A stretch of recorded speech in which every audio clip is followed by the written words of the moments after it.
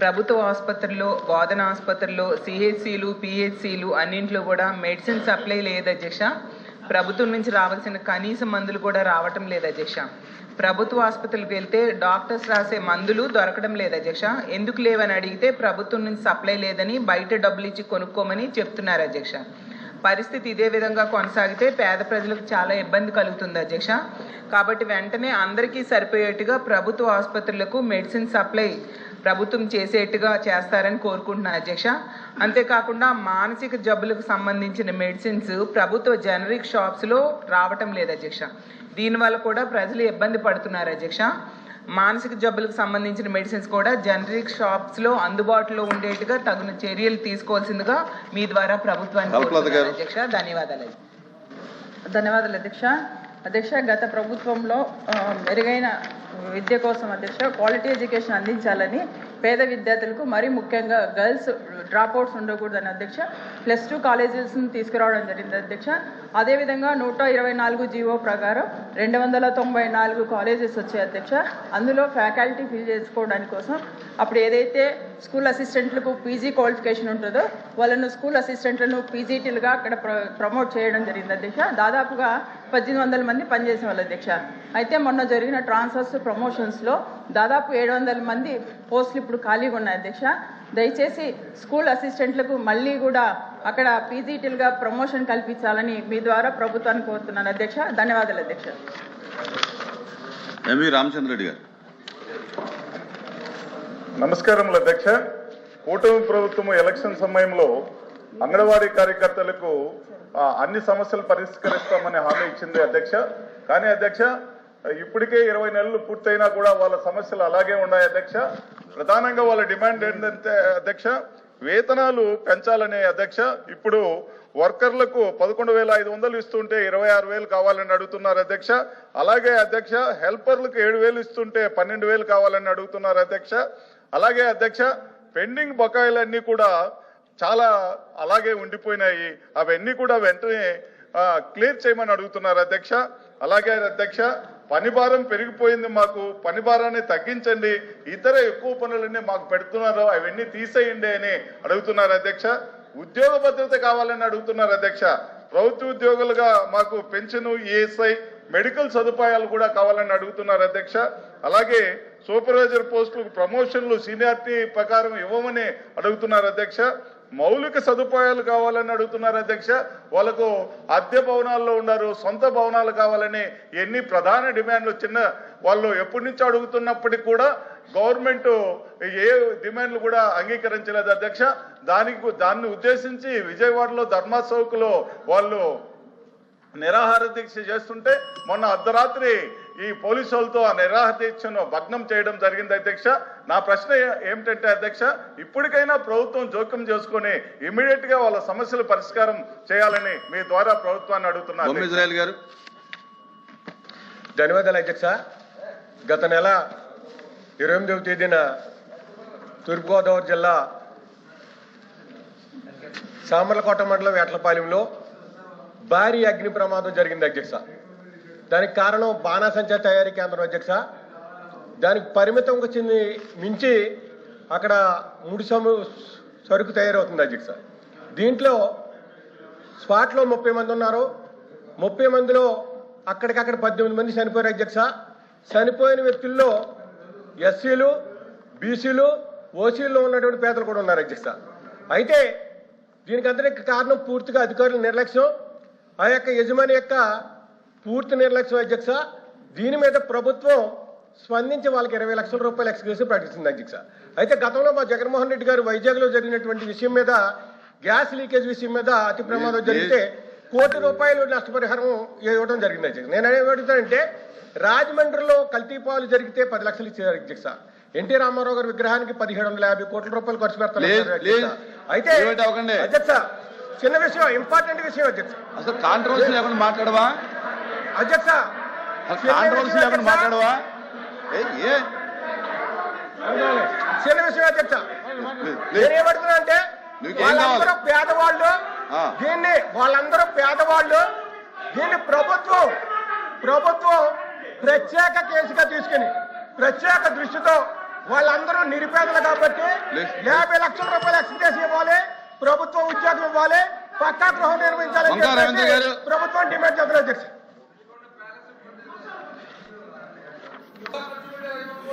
ధన్యవాదాలు అధ్యక్ష. వెస్ట్ గోదావరి ఈ స్పెషల్ మిషన్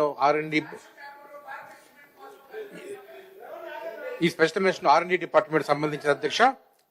వెస్ట్ గోదావరి తణుకులో మన గోస్తని నది పైన ఒక రోడ్ బ్రిడ్జ్ ఉంది అధ్యక్ష. అది 100 years ఓల్డ్ బ్రిడ్జ్. అది ఇప్పుడు ఒక పక్క ఉరిగిపోయింది. అది చాలా పురాతనమైన ఒక బ్రిడ్జ్. అది దాని మీద మన స్వతంత్రం రాకముందు అక్కడికి మన మహాత్మా గాంధీ గారు వచ్చి ఒక 2 పర్యాయాలు ఆ బ్రిడ్జ్ నుంచి దాటడం కూడా ఇంకా జరిగింది అధ్యక్ష.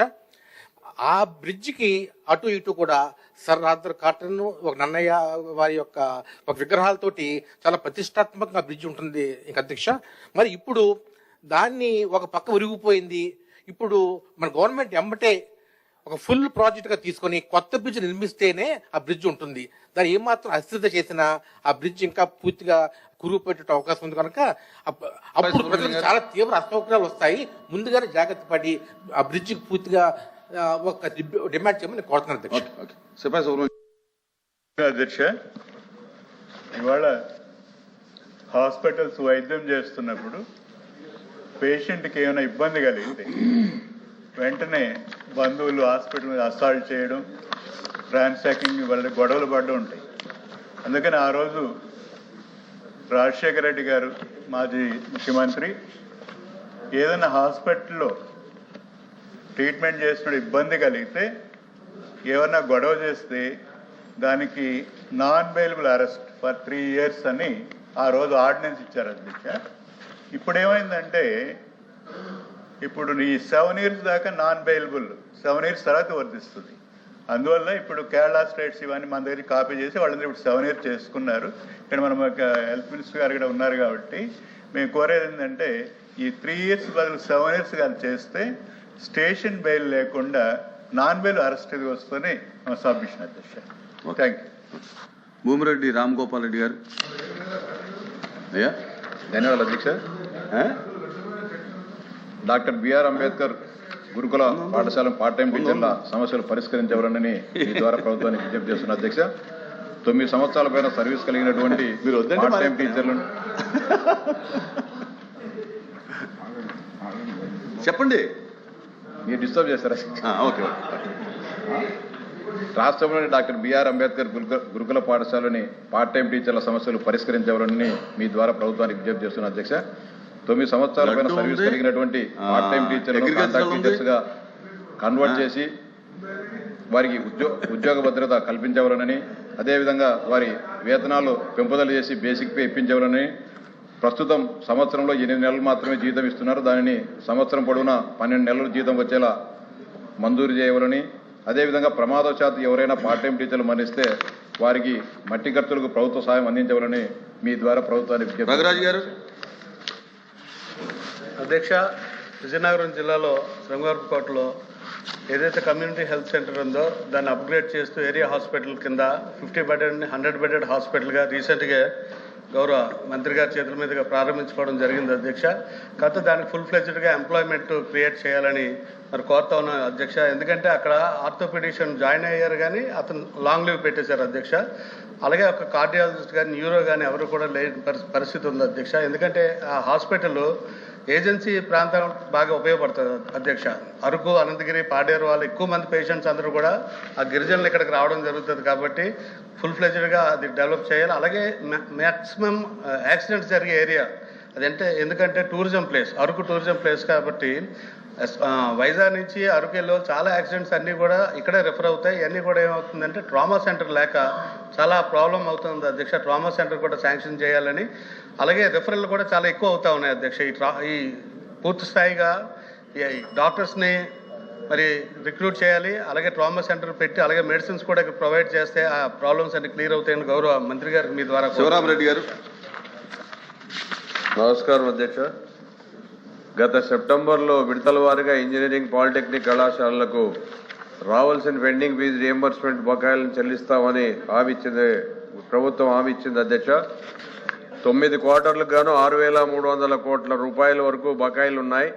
10/2/26న 1,200 కోట్లు రిలీజ్ చేశామని చెప్పి స్వయాన మంత్రి గారే చెప్పడం జరిగింది అధ్యక్ష నారా లోకేష్ గారు. కానీ ప్రైవేటు కళాశాల యాజమాన్యాలతో మాత్రం 1,200 కోట్లు రూపాయలు ఇవ్వలేము. ప్రత్యామ్నాయంగా సదరు బకాయిల మొత్తానికి బ్యాంకుల ద్వారా 8% వడ్డీకి ఫైనాన్స్ ఇప్పిస్తాము. నిధులు విడుదలయ్యాక ప్రభుత్వం వాళ్ళకి జమ చేస్తాం, వడ్డీ మాత్రం మీరే భరించాలని చెప్పి చెప్పడం ఇది ఎంతవరకు సమంజసమో ఒకసారి ఆలోచన చేయాలి అధ్యక్ష. ఇంతవరకు రాష్ట్ర చరిత్రలో ఇలాంటి పరిస్థితి ఎప్పుడు లేదు. ఈ ఫీజు రియంబర్స్మెంట్ చెల్లించకపోవడం వల్ల కళాశాలల పరిస్థితి చాలా అధ్వానమైన స్థితిలో ఉంది అధ్యక్ష. ఇప్పటికే 9 క్వార్టర్లు చెల్లించక ఇబ్బంది పడుతున్నారు. కాబట్టి ఈ గవర్నమెంటే పూర్తిగా దీన్ని ఇంట్రెస్ట్ వాళ్ళు బేర్ చేస్తారో ఎవరు చేస్తారో తెలియదు, కానీ ఈ ప్రైవేట్ కాలేజ్ యాజమాన్యం మీద 8% ఇంట్రెస్ట్ అనేది ఈ కొత్త సిస్టాన్ని లేకుండా త్వరలో రిలీజ్ చేయాలని పిల్లల భవిష్యత్ అధ్యక్ష.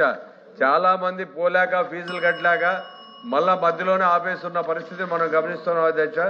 దయచేసి ఇది ఆంధ్రప్రదేశ్ భవిష్యత్తు, పిల్లల భవిష్యత్తు, మన రాష్ట్ర భవిష్యత్తు కూడా మీ ద్వారా ఆ ఫీజులు గవర్నమెంటే కట్టుతూ ఇంట్రెస్ట్ అనే కొత్త విధానాన్ని లేకుండా వీళ్ళే చెల్లించా డబ్బులు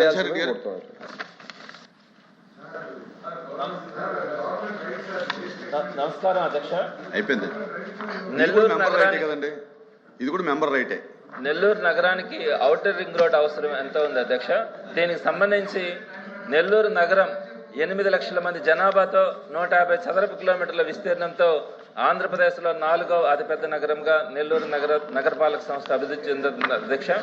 నెల్లూరు నగర విస్తరణ వేగంగా జరుగుతూ ఉంది. ముఖ్యంగా కృష్ణపట్నం పోర్టు అభివృద్ధి, పారిశ్రామికీకరణ, జాతీయ రహదారి రాకపోకల పెరుగుదలతో ట్రాఫిక్ సమస్య రోజు రోజుకి తీవ్రమవుతా ఉంది అధ్యక్ష. 2007లో నిర్మించిన ప్రస్తుత పాత బైపాస్ రోడ్ రహదారి అప్పట్లో నగరానికి వెలుపల ఉండగా ఇప్పుడు నెల్లూరు నగర విస్తరణ కారణంగా అది నగర మధ్య భాగంలోకి వచ్చింది అధ్యక్ష. బైపాస్కి ఇరువైపులా నివాస వాణిజ్య ప్రాంతాలు వేగంగా అభివృద్ధి చెందుతా ఉన్నాయి. మినీ బైపాస్ ఉన్నప్పటికీ అది కూడా నగర అంతర్భాగంలోనే ఉండడం వల్ల భారీ వాహనాలు, పోర్టు, సరుకు రవాణా, అంతర్రాష్ట్ర ట్రాఫిక్ అన్నీ కలిపి నగర రోడ్లపై తీవ్రమైన ఒత్తిడిని కలిగిస్తా ఉన్నాయి. ప్రస్తుతం విజయవాడ, తిరుపతి, చెన్నై మార్గంలో ప్రయాణించే వాహనాలు నెల్లూరు నగరం మీదుగా వెళ్లాల్సిన రావడం వల్ల ట్రాఫిక్ రద్దీ ఎక్కువైంది అధ్యక్ష. ప్రమాదాల సంఖ్య అధికమవుతా ఉంది, కాలుష్యం పెరుగుతూ ఉంది.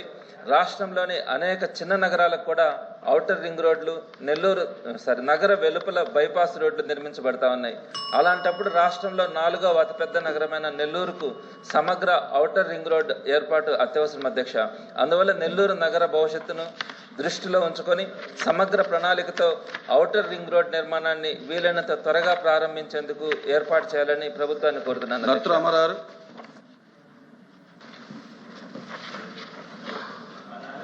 ధన్యవాదాలు అధ్యక్ష.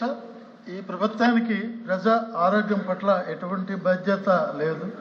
గతంలో పలుసార్లు ప్రస్తావించాం, ప్రభుత్వం మరోసారి తీసుకొస్తున్నాం. ఇచ్చాపురం నియోజకవర్గంలో బారువా మేజర్ పంచాయతీలో గత ప్రభుత్వం 6,60,00,000తో 30 పడకల